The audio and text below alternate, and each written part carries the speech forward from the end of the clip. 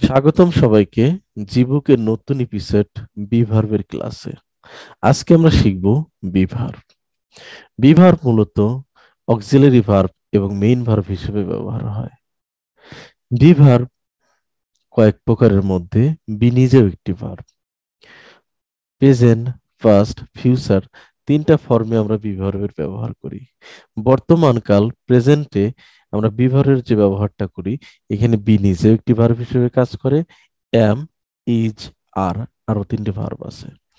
M, is, আর এগুলো যখন বসবে তখন এর অর্থ হবে বাংলায় হয় বা হই, হয় বা হই। আই এম আ স্টুডেন্ট, আমি হই একজন ছাত্র। হি ইজ আ স্টুডেন্ট, সে হয় একজন ছাত্র। হি, দে আর স্টুডেন্টস, তারা হয় ছাত্রছাত্রী। এভাবে আমরা প্র্যাকটিস করতে পারি। বি ভার্বের পাস্ট ফর্ম বা অতীতকালে ওয়াজ ওয়ার এর ব্যবহার হয়। ওয়াজ ওয়ার ছিল বা ছিলাম, ছিল বা ছিলাম। আই ওয়াজ এ স্টুডেন্ট, আমি ছাত্র ছিলাম। ইউ ওয়ার এ স্টুডেন্ট, তুমি ছাত্র ছিলে।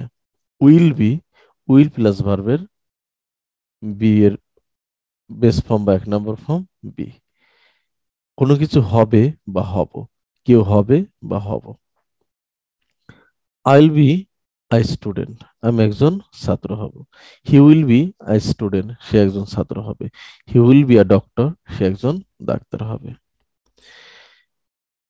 Being, B E I N G, being, being be ভার্বের কন্টিনিউয়াস ফর্ম। অর্থাৎ কোনো সময় আমরা যদি এর চলমান প্রক্রিয়া বোঝাই, সেক্ষেত্রে বিং এর ব্যবহার হয়। আই অ্যাম বিং স্টুডেন্ট, আমি স্টুডেন্ট হচ্ছি, এটা একটা পর্যায়ে বোঝাতে। It will be being something, love love love. Been ভার্বের 3 নাম্বার ফর্ম। বি ভার্ব যদি হয় বা হই এই ধরনের কোনো শব্দ পার্টিসিপল ফর্মে ব্যবহৃত হয়, সেক্ষেত্রে আমরা বিনের ব্যবহার করি। এটা প্রেজেন্ট, পাস্ট, ফিউচার যে কোনো সেন্টেন্সের ভার্বের 3 নাম্বার ফর্ম হিসেবে বিন ব্যবহার করা হয়। তাহলে আমরা জেনে নিলাম বি ভার্বের ব্যবহার।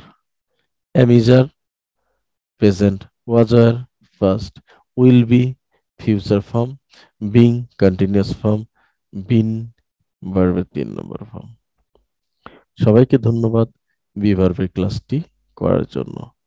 ক্লাসে সবসময় নোট করবেন এবং সাবস্ক্রাইব করুন আমাদের জিবুক চ্যানেল, যাতে পরবর্তীতে নতুন নতুন ভিডিওটা সবার আগে পেয়ে যান। ধন্যবাদ সবাইকে।